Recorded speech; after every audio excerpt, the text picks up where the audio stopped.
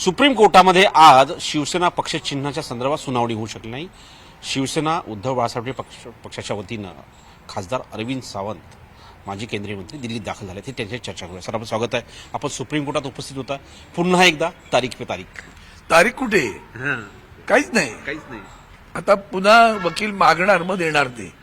मला आश्चर्य वाटतं, सुप्रीम कोर्ट, सर्वोच्च न्यायालय हे न्याय देण्यासाठी की न्याय प्रलंबित करण्यासाठी एकदा ठरलं पाहिजे। आता खूप तिडकीने बोलतोय, पोट तिडकीने बोलतोय आणि कुठल्या भाषेत जे शब्द वापरायचे वापरा। खेळ चाललाय का लोकशाहीचा? एक काम करा ना, संविधानातील आर्टिकल 10 काढूनच टाका ना। मग माझं सर्वोच्च न्यायालय विनंती, आता तुमचं संविधानातील आर्टिकल 10 आहे ना, ते बरखास्त करा। म्हणजे तुम्हाला मोकळं बसायला, तिकडे चिंता नाही तुम्हाला। म्हणजे तुम्ही इतकं बेशिस्त वर्तन होत असताना माननीय रामाण्णा, माननीय ललित, माननीय चंद्रचूड साहेब आणि आता तुम्ही मधल्या काळात बोबडे आणखीन गवई साहेब थेट त्यांच्याकडे केस नसल्यामुळे बोलता येत, पण ते दोन्ही चीफ जस्टिस होऊन गेले, एवढे सरन्यायाधीश झाले, न्याय नाही मिळत। लक्षात घ्या, तारखेवर तारखा। बरं, वाईट असं वाटतं, मागच्या तारखेला माननीय सर्वोच्च न्यायालयानं स्वतः कबूल केलं की 21 तारखेला विचारलं दोघांना किती वेळ पाहिजे, त्यावेळी माननीय आमचे वकील सिब्बल साहेब म्हणाले आम्हाला अर्धा तास 35 मिनिटं खूप झाली। त्यांचे वकील म्हणाले 2 तास, म्हणाले 3 तास देतो तुम्हाला। दोघांना मिळून 3 तास देणार असं कबूल। आजच्या कार्यक्रम सूचीवर, त्यांची जी अजेंडा कार्यसूचीवर तुम्ही पाहाल तर त्याच्यावर पण लिहिलं आहे at 11:30 hearing will be done. शिवसेनेची हिअरिंग ती बाजूलाच, आमचा नंबर 37वा लावला। अरे मग तुम्ही लिहिता 11:30ला जर आहे, मग 37वा नंबर का लावला? आलंच नाही ना, 20-21च्या पुढे गेलं नाही ते। आणि आता कशाची करणार तुम्ही? दुपारनंतर तर SIR कुठलं, बिहार मधलं निवडणूक होऊन गेली, इकडेही निवडणूक होऊन गेली, चिन्हाचा वापर गैरवापर सुरूच आहे। एक झाली का दुसरी का तिसरी का चौथी, आता जिल्हा परिषद पण होणार। काय कशासाठी बसतात इथं तुम्ही? लिहून टाका की आम्ही संविधानाला मानत नाही, आमची मनमानी चालते। त्या खुर्चीवर बसल्यावर संविधान वरे बाजूला, आमच्या मनात येईल ते संविधान, असं सर्वोच्च न्यायालयाने एकदा सांगून टाकावं। नाही, पण सर हे सगळं झालं, चीड आहे, म्हणजे भयानक आहे। तुम्ही स्वतः शब्द दिला ना की आज हिअरिंग करणार म्हणून, आजच्या अजेंडावर तुम्ही छापलत ना चक्क, मग काय झालं? एक ब्र नाही। आमचे वकील नंतर त्यांना आठवण करता, 37 नंबरची राहिले, काय नाही, उठले, निघून गेले। काय कुठे आहे न्यायालय, कुठे न्याय? म्हणून मी म्हणालो संविधानातलं आर्टिकल 10 काढून टाका, हिंमत असेल तर, आणि मोकळेपणाने बसा तिथे।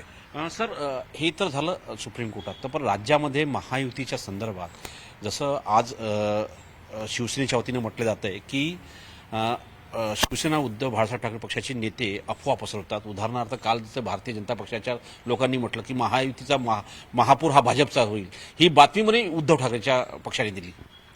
कोण सांगतं असं? मला आश्चर्यच वाटत राहतं। मग मला सांगा ना, आकडा आहे तुमच्याकडे, सरळ आहे ना, आकडा आहे ना, मग ते बांधून का ठेवले तिकडे हॉटेलमध्ये? ते पिंजऱ्यात का ठेवले? सांगून टाका ना एकदा, पिंजऱ्यात का ठेवले आकडा असताना? आमचे मोकळे फिरतायत नगरसेवक छानपैकी, आमचे 66 आहेत, मनसेचे 6 आहेत, काही चिंता नाही, एकत्र कुठेही कुठे लपलेलं नाही, फिरतायत मस्त की 5, 6, 71 आहेत। काय अडचण आहे? लोकशाही आहे ना। तुम्ही सगळे मार्ग वापरलेत, म्हणजे यादीच्या घोळापासून, दुबार नावांपासून, पैशाचा तर खेळ। म्हणजे तुमच्या चॅनलला सुद्धा मी हात जोडतो, तुम्ही दाखवलेल्या बातम्यांचं पुढे काय वाईट झालं? तुमच्यातला एक दुसरा करून ठेवा। त्या हल्ली फेक न्यूज दाखवतात ना, तसं तुम्ही आलेल्या सोशल मीडियावर काही आलं का, फेक आहे का खरं आहे, तसं हे दाखवा। आता एकदा या गाडीच्या मागे कोण होता? गाड्या पकडल्या ना, ते गाडीचा मालक कोण? सांगा ना जनतेला जरा। या गाडीत एवढे पैसे मिळते, गाडी कोणाची होती? पैसे कोण वाटत होतं? लाडूवर चिन्ह होतं, ते कसं होतं?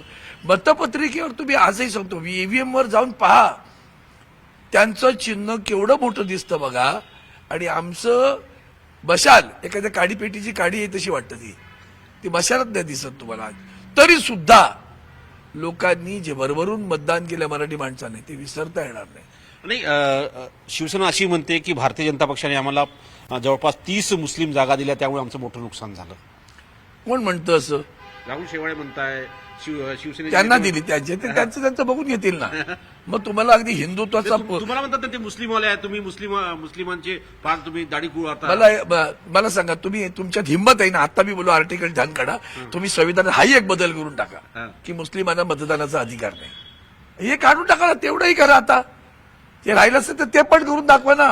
म्हणजे मग त्यांनी मतदान करायचं ते आम्हाला केलं का तुमच्या पोटसूळ उठतो का? लोकशाही आहे ना. त्यांना माहिती आहे की इथं हिंदुत्व जे आहे ते खरं हिंदुत्व आदरणीय उद्धवजींकडे आहे, ते राष्ट्रीयत्व आहे. वंदनीय हिंदू हृदय सम्राट शिवसेना प्रमुख बाळासाहेब ठाकरेंची अनेक भाषणं तुम्हाला मिळतील. काय तुमच्याशी भांडण आहे आमचं असं विचारलंय त्यांनी. तुम्ही देशासाठी राहा, आम्ही तुमच्या सोबत आहोत. तेव्हा सुरुवातीला आठवतं पाकिस्तान जिंकला म्हणून फटाके लावले जायचे, त्यावरून वाद सुरू झाला होता. हे तर नंतर आलो, हे यांना जन्म नंतर झालाय. यांच्या बापाने कधी हिंदुत्व नाही केलं रो. तुम्ही हिंदुत्व घेतलं का? हिंदुत्वचा पुकार कोणी केला हे तर सांगा. हिंमत नाही झाली हो तुमची. सर हे तर झालं, बाबरी पडल्यानंतर पळालेलं तुम्ही, तरी सुद्धा मुसलमान शिवसेनेवर विश्वास ठेवतो, याचं समजून जा ना. हा फरक लक्षात येतोय का तुमच्या?